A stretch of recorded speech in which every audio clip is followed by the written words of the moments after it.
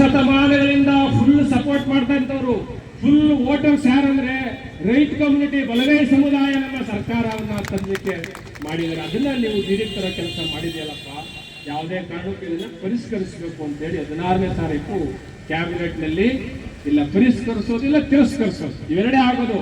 ಪುರಸ್ಕರಿಸೋದಂತೂ ಸಾಧ್ಯವೇ ಇಲ್ಲ ಅಂತ ನಾನು ಹೇಳಿದ್ದೇನೆ. ಹಾಗಾಗಿ ಒಂದು ವೇಳೆ ಕ್ಯಾಬಿನೆಟ್ ಅಲ್ಲಿ ಏನಾದ್ರೂ ಈ ಸಬ್ಜೆಕ್ಟ್ ಬಂದು ಅದನ್ನ ಪುರಸ್ಕರಿಸ್ತೀವಿ ಅಂದ್ರೆ ನಮ್ಮ ಸಮುದಾಯದ ಒಬ್ಬ ಶಾಸಕ, ಒಬ್ಬ ಸಚಿವರು ಆ ಕ್ಯಾಬಿನೆಟ್ ಅಲ್ಲಿ ಇರೋದು ಬೇಡ ತಕ್ಷಣದಿಂದಲೇ ಅಂತಕ್ಕಂಥದ್ದು ಒತ್ತಾಯ ಮಾಡ್ತೇವೆ ನಾವು. ಅವರು ರಾಜೀನಾಮೆ ಕೊಡಬೇಕು.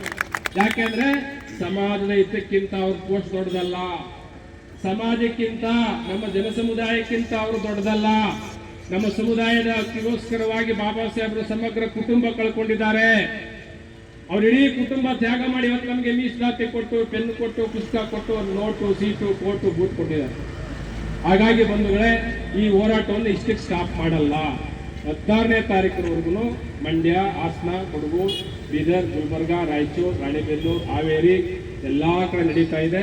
ನಮ್ಮೆಲ್ಲ ಸೋದರರು, ನಾವ್ಯಾರ ವಿರುದ್ಧವಲ್ಲ, ನಮ್ಮ ಹಕ್ಕಿಗೋಸ್ಕರ, ನಮ್ಮ ಅಂಕಿಅಂಶಗಳಿಗೋಸ್ಕರ ಮುಂದಿನ ದಿನ ಏನ್ ಮಾಡ್ತಾರೆ, ಅವರು ಪರ್ಸೆಂಟೇಜ್ ಕಡಿಮೆ ಇದಾರಪ್ಪ, ಅವ್ರಿಗೆ MA ಸೀಟು ಕಡಿಮೆ ಆಯ್ತದೆ, BCA, MCA, MCOM, PhD ಎಲ್ಲ ಕಡಿಮೆ ಮಾಡ್ಬಿಡ್ತಾರೆ. ಈಗಲೇ ನೀವು ವರದಿ ತೆಗೆದು ನೋಡಿ, 23, 24, 24, 25 ವರದಿ ತೆಗೆದು ನೋಡಿ, ತರಿಸಿ ನೋಡಿ ಯಾರು ಮುಂದಿದ್ದಾರೆ ಅಂತ ಹೇಳಿ. ಯಾರು ಎಲ್ಲ